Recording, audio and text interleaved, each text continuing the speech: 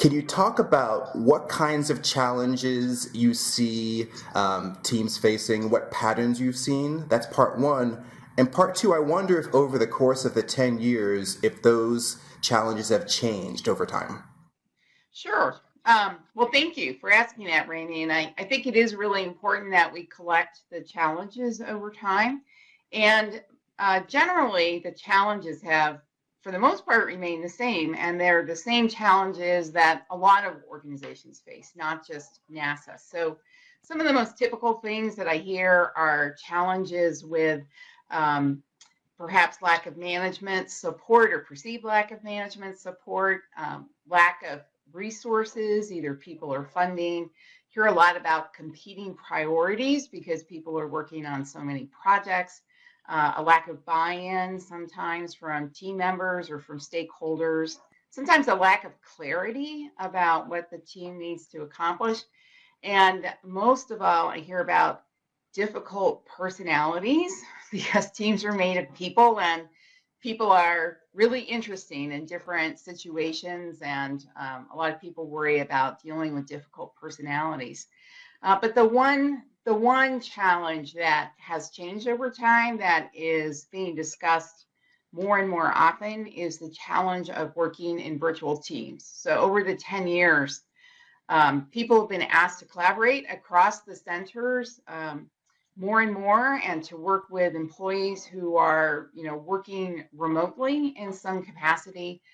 And many organizations face that challenge, but for NASA, I think that has become increasingly difficult over time, how to create a real sense of team effectiveness when people are not co-located and they're working across multiple centers. And each center seems to have a little bit of a different culture or personality. So that adds to the challenge. All right, so the challenges, generally speaking, have been pretty consistent over the years, with the exception of this virtual aspect. That's right. Can we sort of look at the other side of the coin? Those are the challenges. How about advice? I know that during during your course, you give attendees a number of tools, a great deal of advice about how they can address those challenges, how they can make their teams more effective. Do you see any patterns to the types of advice that you give that seem to resonate most strongly with the course attendees? Sure. That's a great question, Rainey. And I think the advice that resonates most strongly is the fact that the team leader doesn't need to let team dysfunction or team ineffectiveness happen to them, that they really have a lot of influence over the successful outcome of their team, and that they can choose to use tools. We provide them with a lot of tools and techniques. I think a lot of them are building a really solid foundation for the team so that the team everyone is aligned on the same page and they can move forward together. And I think the idea that they can embrace tools, or that they have a sort of a toolkit of different techniques that they can use to deal with different situations, makes them feel that they can put a plan into place that will be effective.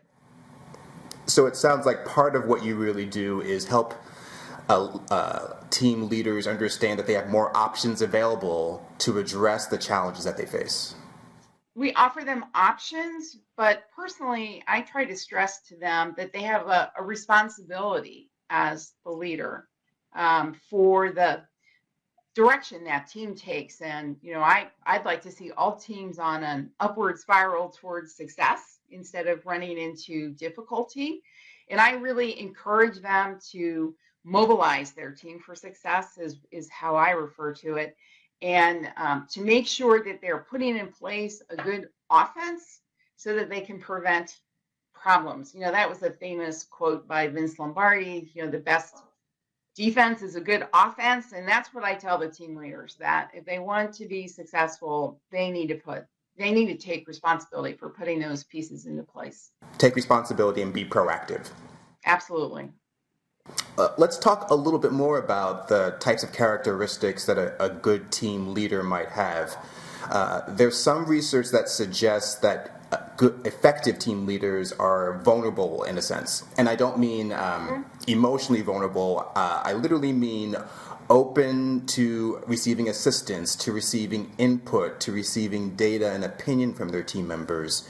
I wonder if you could speak a little bit about how you've seen or not seen that play out in the terms of the people you worked with at NASA. Sure. I'd be glad to. This really resonates with me personally, Rainian. I had a 15-year corporate career leading corporate teams before I started my work as a facilitator. And I think I was guilty of wanting to be the smartest person in the room. And I learned, from my own experience, that was not a recipe for team success. And I think there are so many smart people working at NASA. I think there's a temptation sometimes for that team leader to want to have all the answers, or be the smartest person in the room. And I try to let them know it's just not possible in our world today. I mean, one thing that's changed over 10 years is the complexity of what we have to deal with as a leader. The amount of information that's coming at us, it's really like a fire hose. And I try to help team leaders understand they can't have all the answers themselves, and they can't do all the work themselves. And this vulnerability, as you describe it, it's really important to be willing to ask for help and to admit what you don't know, and to form a connection with people on your team who sometimes can surprise you and right, have tools and skills you didn't even know about, or even volunteer and step in to take on something really difficult so that the team can be successful. And I think the vulnerability that you're describing is really key to that. It's very effective as a leader to say to someone, here's what I'm thinking about. I don't really know how to do this, but will you join me? Will you help me in figuring this out? I think as a team member, there's probably nothing more exciting than hearing that opportunity to work with a leader. And it sounds like that's a case where the lead is following your advice about being proactive and taking responsibility for leading the team, giving them team direction, but also opening up the space for them to contribute and take ownership as well. Yes, I mean that's really the essence of collaboration. Is that we're working together. We're trying to win together. We both need to contribute.